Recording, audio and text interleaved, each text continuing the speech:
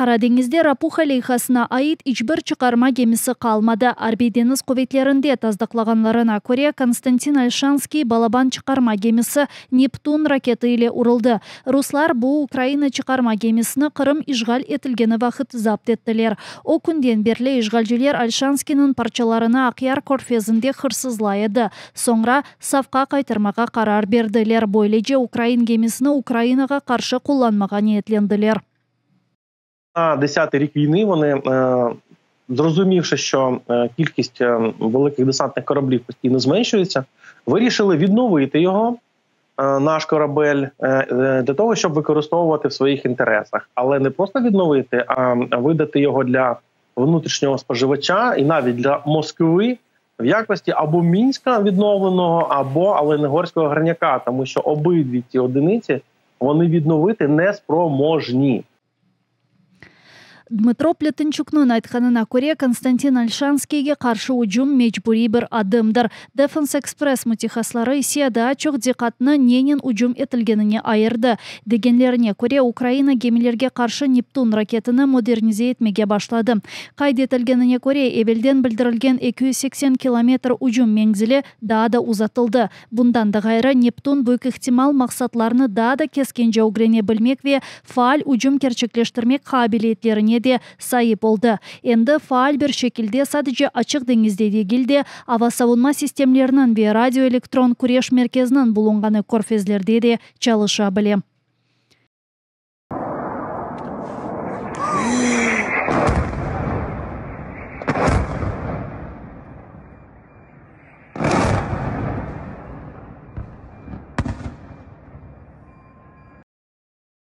Ахирда да эки балабан чыгарма кемелери Азов ve Ямал жиддий шекилде зарар көрдүлөр. Бу себептен арбий вазифелерини якын вакытта япып оламайжаклар. Бу акта Украина деңиз кубетлеринде билдирдилер. Иван Хурс кемиси де айны вазиетте. Дмитро Плетенчукнун дегенине көрө ужумтан вактында керчеклешти. Чүнки мисал оларак Ямал энди тамирден чыкмага азырланайды. Тек бу сене Украина мудафа кубетлери 3 рус кемисини жок этти ve да 4-üne жиддий зарар берди. Büyük hazırlangan 13 балабан чыгарма кемисинден шымды деңизде тек 5-і калды. Кырым-татар саясий мобюсы Тофик Абдулгазиев Челябинскнын Аписхане хастаханесинде реанимацияда булуна, онун вазиети пек агыр. Бу акта адвокат Эмиль Курбидинов билдирди. Там оларак ненин хасталанганын ачыкламайлар, ама бели олганына көрө Абдулгазиев Аписханеде 15 килога азды. Мобюс элве аяк буюмлеринин агырганына шикает этеді. Вакыт кечиккенже эллеринин пармакларыны сыкамайып, атта кашык тутмага биле зорланмага башлады. Табаны агырганы үчүн ісе аягына да басып оламайды.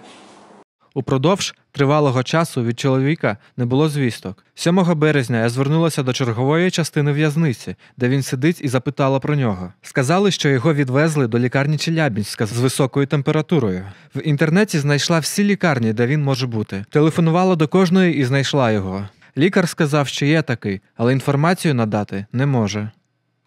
Адвокат Эмиль Курбидинов Челябинскнын инсан аклары боюнча темсилчисине муражаат этти. О тезден диагноз коюлмасына ве керекли тиббий жардам берилмесин талап этти.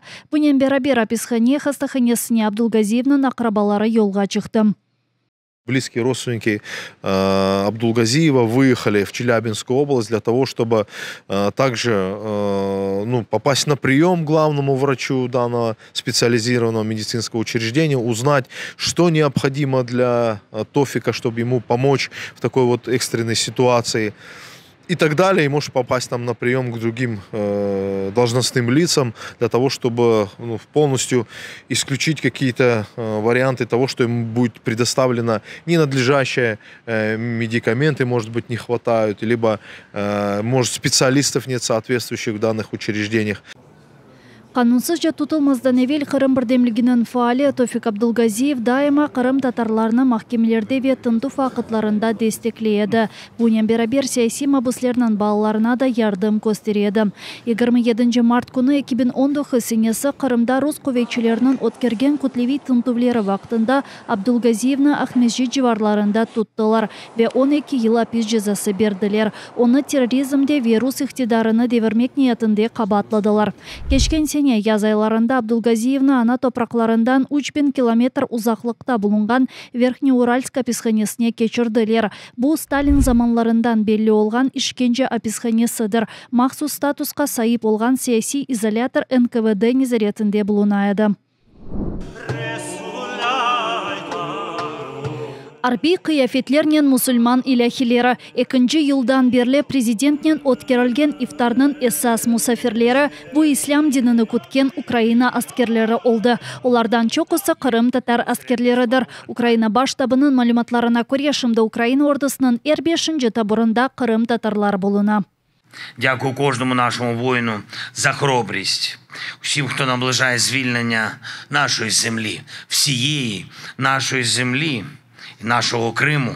І хочу відзначити усіх, хто на тимчасово окупованій території України, попри все, знаходить сили, можливості подбати про наших людей, про дітей, щоб вони не вчилися злу. Дякую нашим воїнам, які зараз зброєю в руках захищають нашу батьківщину, воюють і жертвують своїми життями за нашу свободу, незалежність і територіальну цілісність.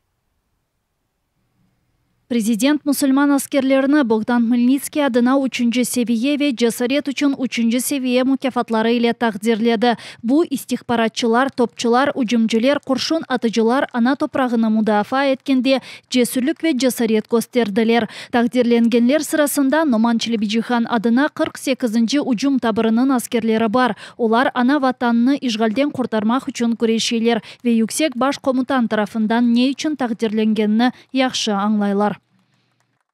Звісно, я знаю, за що я отримав цю нагороду, але навіть, мабуть, сьогодні я не буду вам розповідати, якою ціною цю нагороду я отримав, але дуже велика ціна за цю нагороду. Политически мы все украинцы, но этнически мы крымские татары, это очень важно. И точно так же проливаем свою кровь за матерь Украины, все вместе. Как политические украинцы, как со своими братьями-украинцами вместе. Это честь для любого воина. Ифтарға йол 100 йыллы Құраны керімлерінің сергісі янындан кечті. Бу мубарек китаплар сойқырым ве сүргінні көрділер. Умуми софра башында аскерлер Кырым татар халқының лидерлері ве дини идаре темсілчілері президентнен берабер ифтар япты. Те, що наша держава сьогодні зробила це традицію, це дуже-дуже є вагомим внеском, я б так сказав, в нашу спільну боротьбу. Бо ми сьогодні розуміємо, що ця дика війна, вона почалася з Криму. А Крим – це батьківщина кримських татар. А кримські татари – це корінний народ, який сповідує іслам.